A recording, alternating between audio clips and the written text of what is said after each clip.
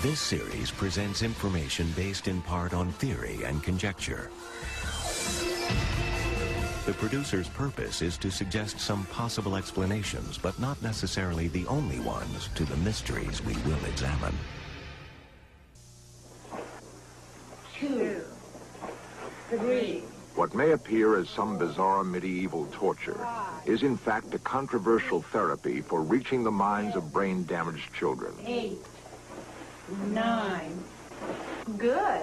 All right, I want you to try to say a word. Can you say Robbie? Almost.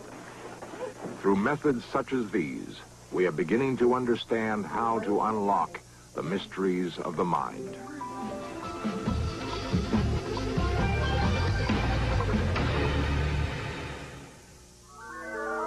Some animals have highly developed brain areas that control the sense of smell, sight, or hearing. The eagle, soaring thousands of feet above the earth, can spot small prey instantly. More sophisticated animals have keener senses. Man possesses the most complex brain of all, yet he has never finally honed his perceptions. Why? Animals provide us with a valuable opportunity to study the brain's evolution. From them, we can learn more about how the human brain functions. At the Brain Research Institute at UCLA, Dr. Michael Chase carries on one of more than 100 separate studies on the human mind. Experimenting with laboratory cats, he developed an instrument capable of isolating a single brain nerve cell. Dr. Chase is able to record the entire life of the cell. Now, the brain, as you know, is composed of literally billions of nerve cells. And each nerve cell is more or less the same. But it's the interconnections between nerve cells and what goes on at the level of a single nerve cell that fascinates us. What we're trying to do then is to study how one nerve cell works. If we can understand how one nerve cell works, we can understand how all nerve cells work, which is really how the brain functions. We can then, in a sense, tap the secret inner life of the neuron, a single neuron, while an animal, the cat, goes through normal cycles of sleep and wakefulness. From Dr. Chase's work, we may be able to create a refined roadmap to the brain.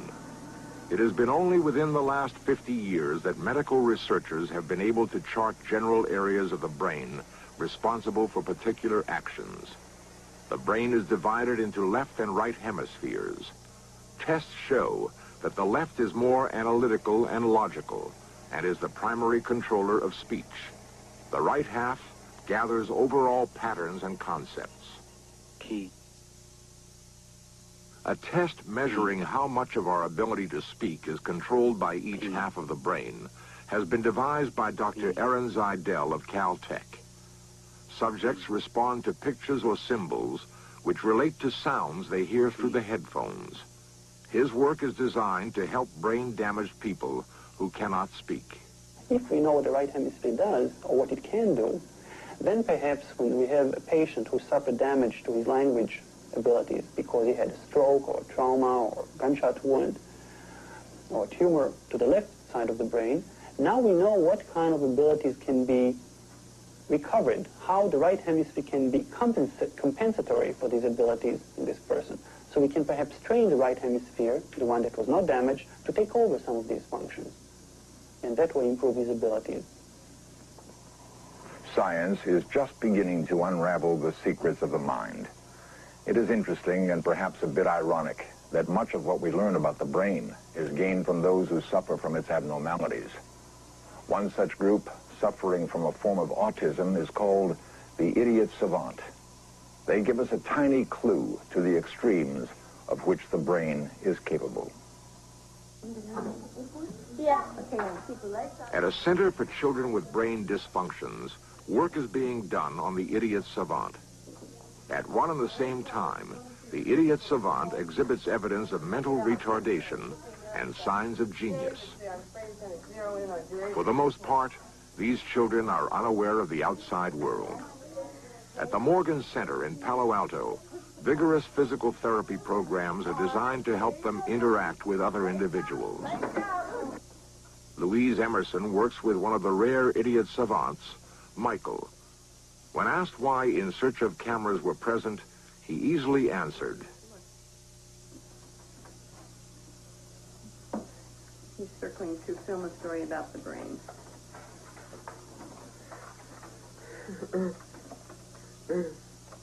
Whole thing. Much of Michael's life is spent attempting to master simple sign language, since he cannot speak. Yet, when tested by Stanford University scientists, they found that Michael understood highly sophisticated astronomy problems. Come on, you do it. Eyes, right, both. Good work. Excellent. Chucky, what day will Christmas be on in 1980? Chuck cannot multiply. He cannot divide. He does not know algebra. Thursday. Mm-hmm. He is right. What day was Christmas on when you were 8 years old? 1971. Okay, what day was Christmas then? Probably I was on there.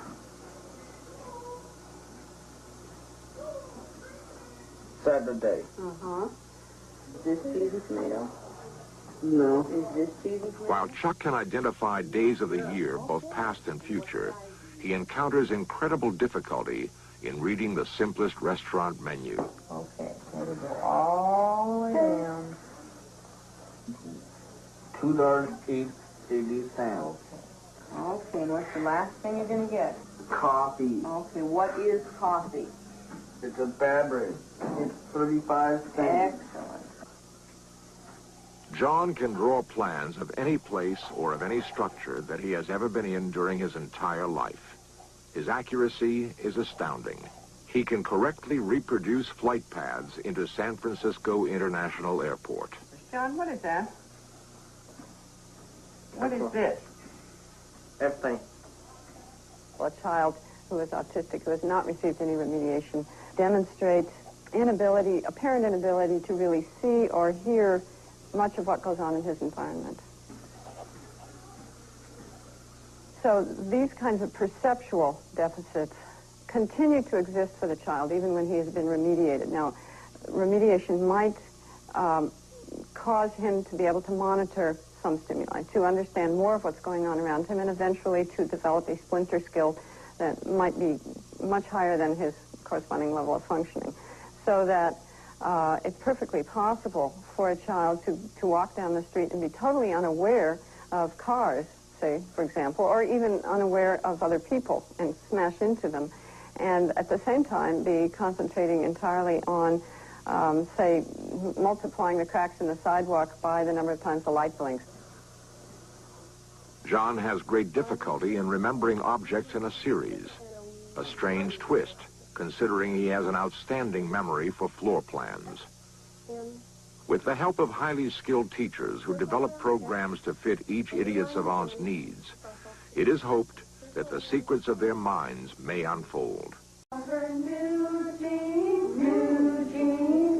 People often ask why so much time, effort, and money are spent on the idiot savants. Aside from the humanitarian considerations, the study of these children might someday lead to a giant step forward in understanding the human brain. Is it possible that the extraordinary skills possessed by these children might exist within us all? Go round and round, all through the city.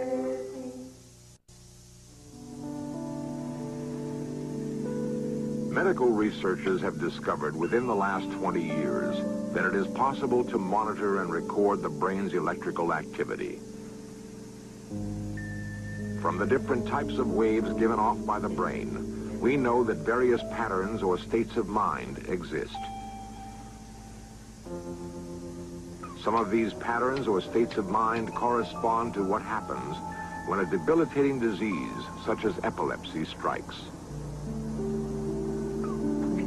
Through training, previously uncontrollable epileptics can be taught to maintain certain brain waves and eliminate seizures. Dr. Barry Sturman explains. We believe we've discovered a state which is anticonvulsant. There are drugs which are anticonvulsants. These drugs apparently produce changes in the nervous system, which can be empirically defined as anticonvulsant. It is possible that they activate certain normal patterns in the brain which are deficient in epileptics, and that this activation can be achieved in other ways, namely by teaching the patient through this operant conditioning method to alter neural circuitry and produce this state which is more resistant to seizures. We can get a bioelectric signal, an EEG wave, some physiological event that we can look at and teach the patient to manipulate. It may be possible to achieve very profound changes at all levels of nervous function. It's a nice little fellow. And for Children who are brain damaged can also learn how to bypass those areas of the brain which are injured. A team of doctors from Philadelphia have devised a therapy which teaches brain-damaged babies to use those areas of their brains which are not blocked and thus operate within a normal range of intelligence. He's a nice little fellow. Thank you. Come on, sweetheart. Come on. Come on. Christina is classified as a brain-damaged child, not from birth, but when she was 8 months old, some clothes fell on her in a crib, and she suffocated. For Christina, the therapy has made the difference between an utterly helpless child and one who now approaches normality. A series of seemingly bizarre exercises have been devised to help stimulate new cells in the child's brain. Once brain cells which control simple physical motions function properly, other cells responsible for speech, thought, and logic may begin to operate.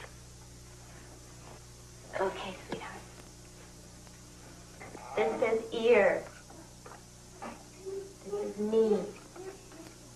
Therapists using the Doman Delicato method claim that 33% of brain-injured children, like Christina, can overcome their handicaps and become normal. If this is true, it is a significant step toward understanding how the brain matures and learns. Would you point to the one that says Daddy? Get your arm up. Point to the one that says Daddy. Point. Use your pointer finger. Point. That's right. That's right. Of all the organs of the body, with the exception perhaps of the skin, the brain is the easiest body organ to reach and to do something about. In the treatment of Dr. Robert Doman, one of the therapy's originators, believes that the brain can be stimulated by use of the 5 senses. Our goal is to improve the child's brain's efficiency, having the child use undamaged brain cells that are not dead, and developing new pathways to the child's brain. In doing this, we feel that through successive stimulation to the child's brain, the changes can come about. In fact, the goal of what we're trying to do is to move the child up the scale of neurological organization. 1, 2, 3. We use many different techniques. Patterning is one of the oldest techniques that we use, in which we utilize volunteers who put the child through what would be normal crawling or creeping actions. The purpose of this is not to exercise the muscles of the arms and legs or the neck, but to put into the child's brain, the child who's been brain injured, information about where are his parts, where is his arm, where is his leg, and where is each part of the body related to one another. As we look at normality and the brain's potential, we agree with many before us who say that you and I as normal people may not be using our brain very effectively. In fact, many authorities believe that the average normal person perhaps only uses 5% of his brain's potential at any given moment. That implies that we are in fact wasting 95% of our brain's potential. A sad waste of such a valuable part. And so indeed, when we achieve some results with brain injured patients, and have them use their brain more efficiently, then perhaps they can work within this normal range, since normal isn't very efficient in itself. Tommy, can you show us how you do your eyebrow trick? Can you show us where your nose is, Tommy? Tommy was born with this problem, and he was born with the inability to do what other babies do at birth. He couldn't cry. He didn't have any of the normal reflexes. If you would lift Tommy's hand, it would flop down. If you would lift Tommy's leg, it would flop down on the floor. He could not hold his head in an upright position. One pediatrician told us when Tommy was 8 years old that we had to face the fact that he had never seen a baby lay as long as Tommy had and ever do anything in their entire life, that he was a vegetable, and we would have to face those facts. We would hate to believe that the pediatrician's viewpoint was correct, that Tommy would have laid there and never have done anything in his entire life. It would have been a big waste. As a result of his therapy, Tommy has now entered day school and functions much the same as other normal 3-year-olds. If we can teach an injured brain to stimulate unused cells, to take over the functions of damaged cells, think what could be accomplished in a healthy brain if these unused neurons were activated. Since only 5% of the brain is used, what if 20% was utilized? What might the potential be? By determining which side of the brain is primarily responsible for identifying faces, Dr. Zeidel believes he may be on the first step toward understanding where creative inspiration arises. Creativity, it appears, is directly linked to a physical reaction within the brain. We know the damage to either side of the brain will decrease your creativity enormously. After right hemisphere damage, you will perhaps not be able to see the whole gestalt, the spatial orientation very well. After left hemisphere damage, you will perhaps not get all the details right. So I would say that the evidence so far is that really both hemispheres are very important for coordinated activity. How do you measure creativity? More importantly, how do you tap it?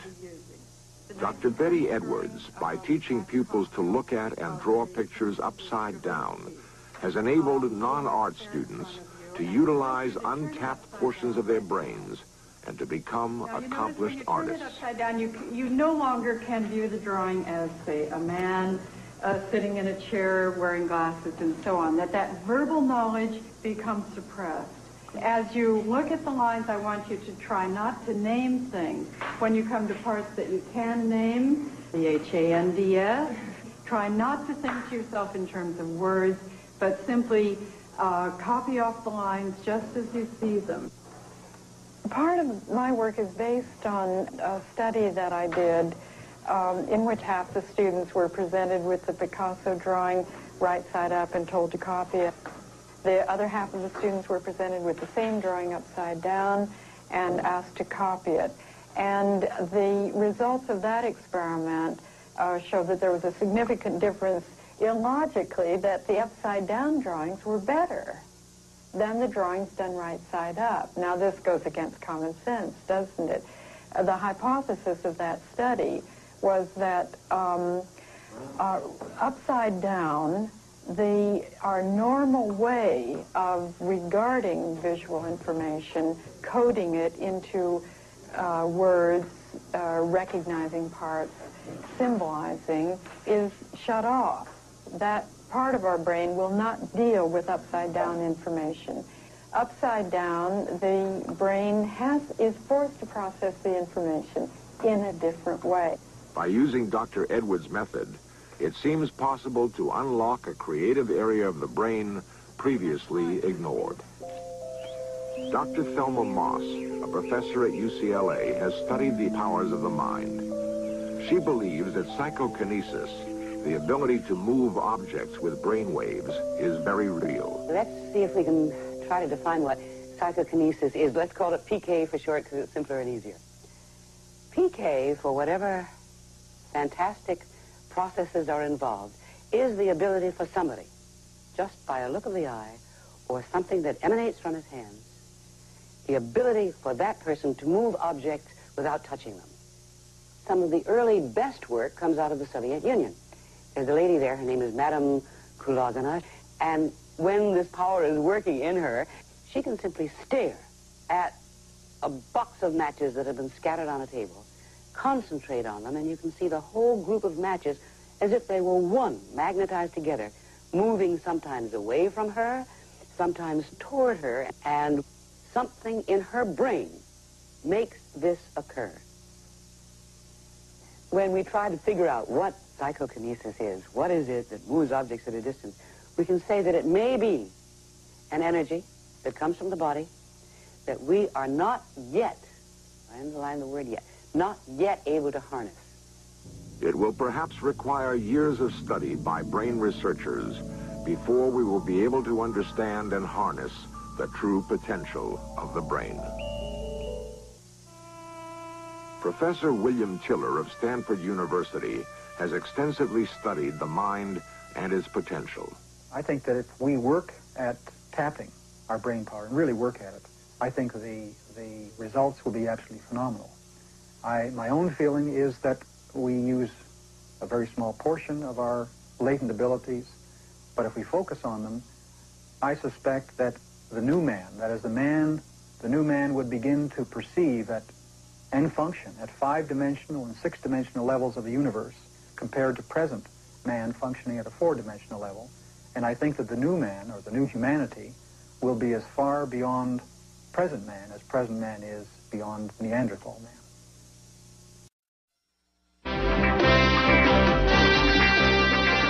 Lost civilizations, extraterrestrials, myths and monsters, missing persons, magic and witchcraft, unexplained phenomena. In search of cameras are traveling the world, seeking out these great mysteries. This program was the result of the work of scientists, researchers, and a group of highly skilled technicians.